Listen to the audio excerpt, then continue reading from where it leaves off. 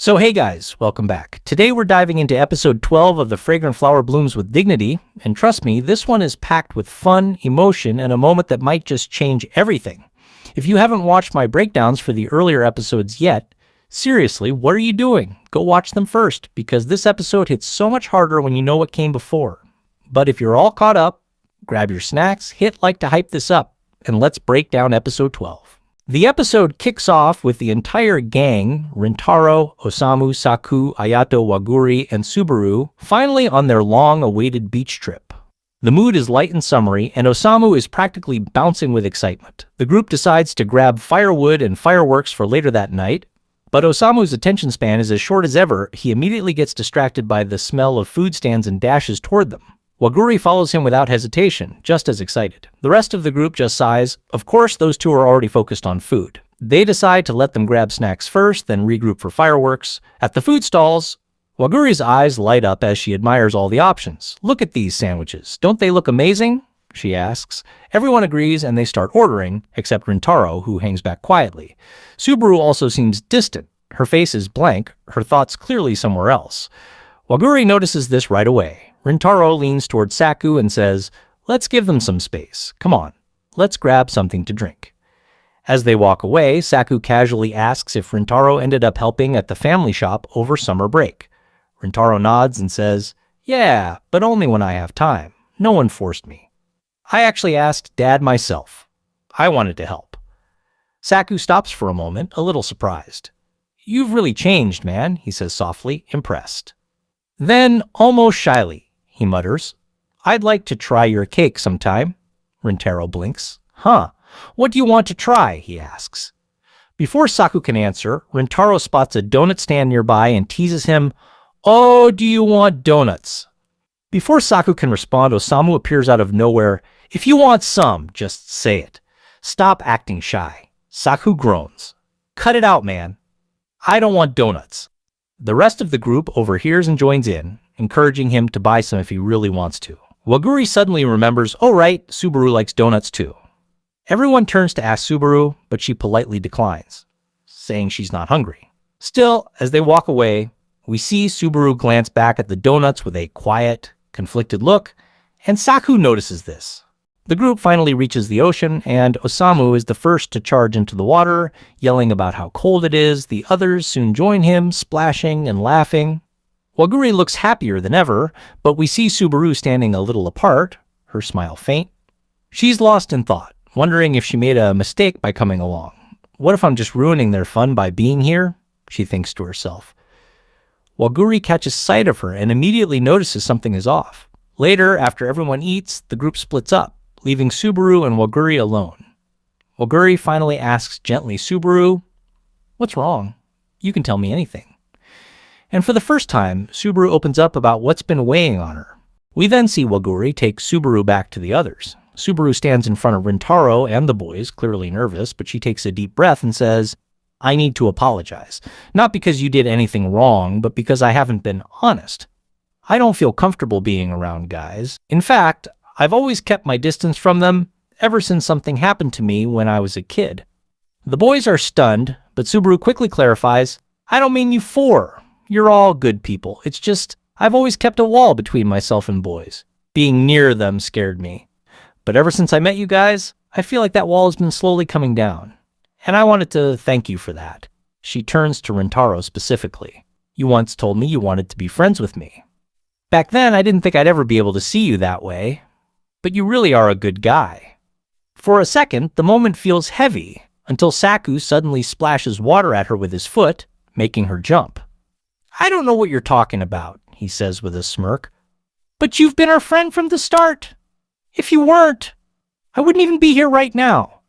You're not some stranger, not to me." Osamu and Ayato nod in agreement, chiming in with, "You're our friend, and we're going to keep having fun together, whether you like it or not." Rintaro smiles warmly and says, "Yeah? We want you to enjoy these moments with us, as a friend." The tension melts away, and Subaru smiles for real this time.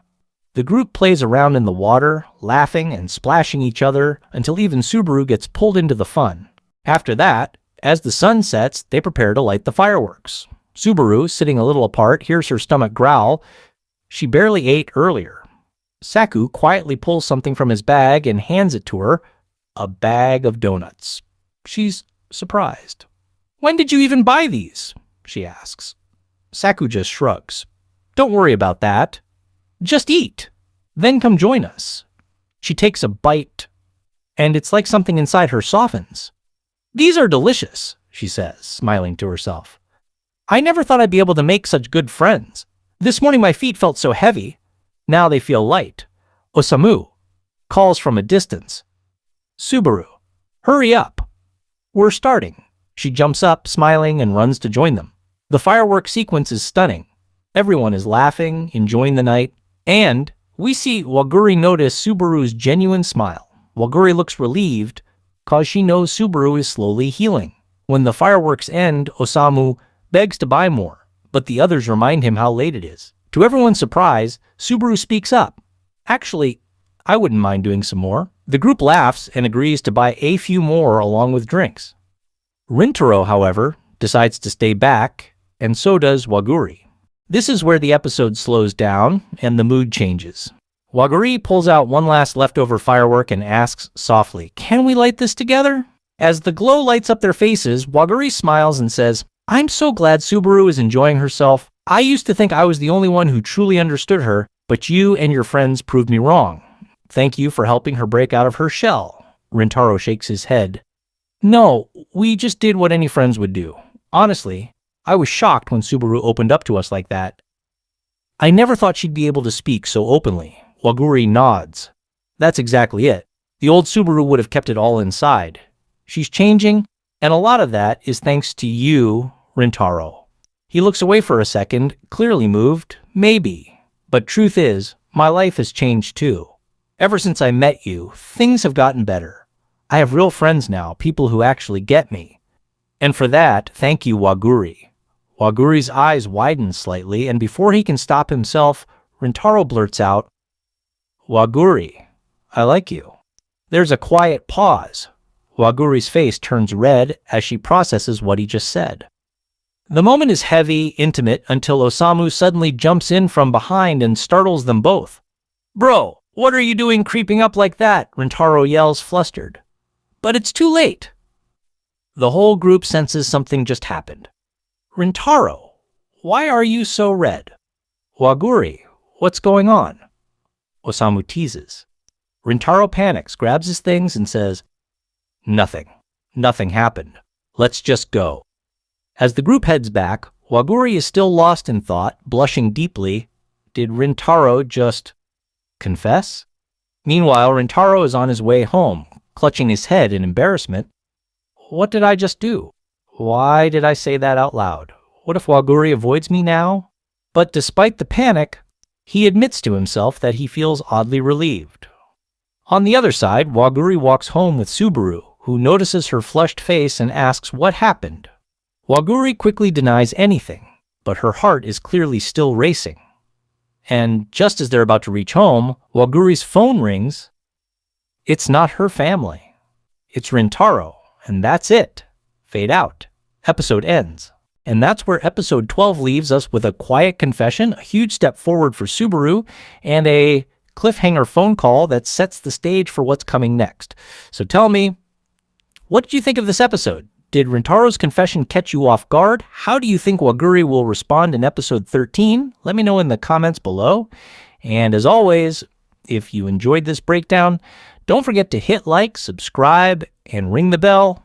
We'll be back soon with the episode 13 explanation.